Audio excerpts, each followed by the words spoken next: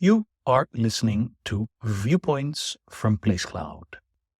Cultural researchers tell stories of places from around the world. For the full multimedia experience and to support the creators you enjoy, visit placecloud.io. This lovely wooded area here in Kleve was home to the Prinzenhof, the Prince's Court, built for John Maurice de Nassau Siegen in the second half of the 17th century. It was badly damaged during the Second World War before being demolished, though the associated gardens remain.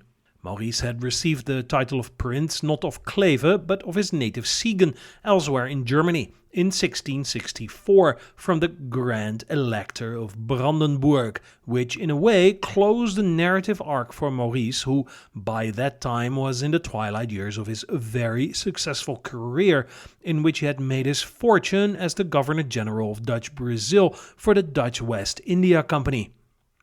Naming the building the Prinzenhof was apt, as Maurice was now a prince, but also having lived a life in the vicinity of his cousins, the sons and grandsons of William the Silent, brother to Maurice's grandfather and the most influential political players in the Netherlands during and after Maurice's lifetime, he must have also been aware of a kind of double entendre the name played into, as William the Silent was murdered in another prince's court, the Prinzenhof in Delft, the Netherlands, which essentially sealed the political trajectory of William and his offspring, his family eventually becoming the royal Dutch line.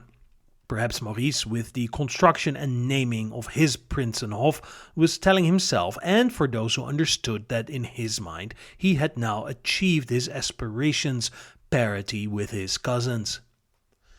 Nassau was close to the great Elector of Brandenburg, but also quite close with the court of the Elector, as he was said to have become romantically involved with Agnes Geertruide van Bylandt, the wife of a member of the court of the Elector.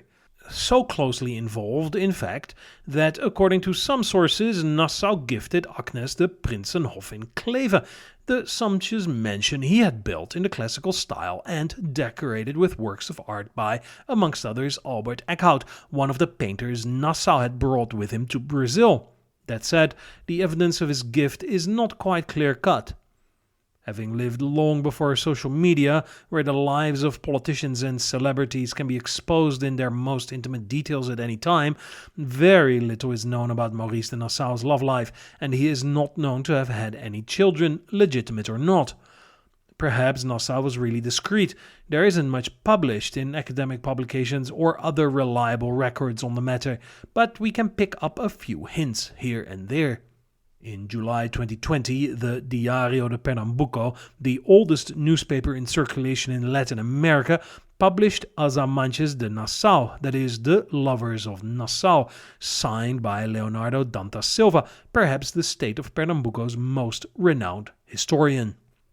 Dantas Silva doesn't tell us about Maurice's life after Brazil, but according to the historian, although he never married, Nassau's love life was marked by several affairs in Brazil. His first known love in the tropics was Margarida Soler, daughter of the Calvinist preacher Vincent Joaquim Soler.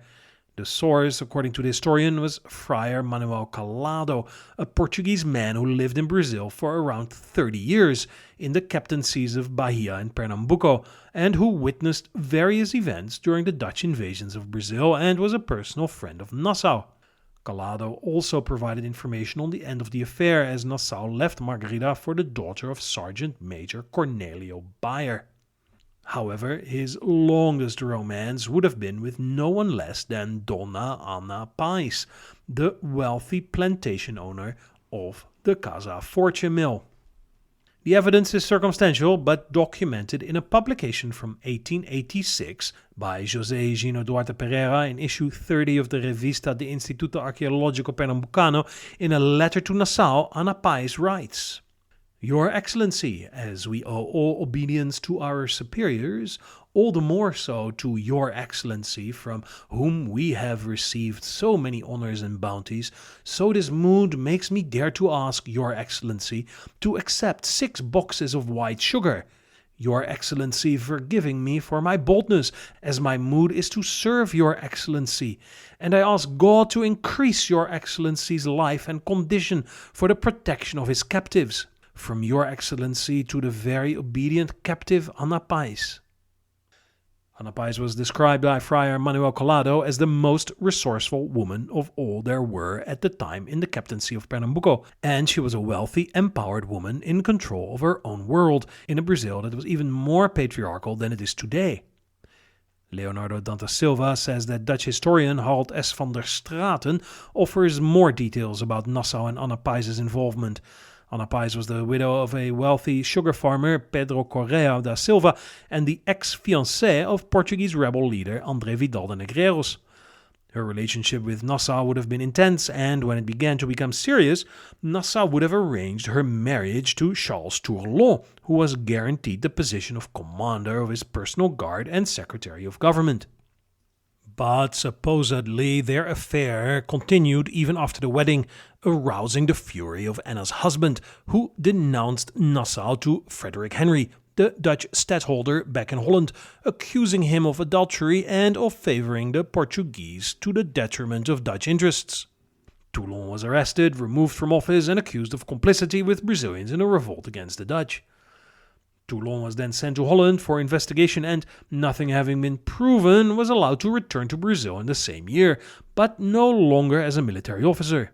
Toulon died in February 1644, and in 1645 Ana Paz remarried Gijsbert de Witt, the Councillor for Justice, according to his communication to the High Council dated 29 April of that year. In 1653, Gijsbert de Witt returned to Holland, accompanied by Ana Paz, and she died in The Hague on December 21, 1674, 5 years before Nassau, almost to the day. Of Nassau's amorous escapades after his return to Europe, even less is known. Nassau went from strength to strength, served by a good bout of self-promotion, not in the least through a book he had written about his exploits in Brazil by a dominant Dutch historian. He received the title of prince and led the Dutch army on several occasions, successfully, before having to pass the baton for health reasons in 1675. Geertruide, to whom it was said Nassau had left the Prinzenhof, passed away in 1678, a year and a half before Nassau. Some sleuthing years later indicated she had been able to pass on the estate to her heirs, but the evidence is murky and this chain of events is not widely accepted. Leonardo Dantas Silva believes that Maurice de Nassau's love life still holds mysteries to be unraveled, and he seems to be right. It is remarkable that, unlike many of his contemporaries, Nassau had no illegitimate children, says the Pernambucan historian, or legitimate children for that matter, which indeed was something Nassau set himself apart with from the rest of his family. His father had no less than 25 legitimate kids by 2 wives, which was more typical for the time. After his death, most of Nassau's estate went to or was handled by his nephew, William Maurice of Nassau-Siegen, described as a man of integrity, but not a man of above-average talent. William did have 2 kids though.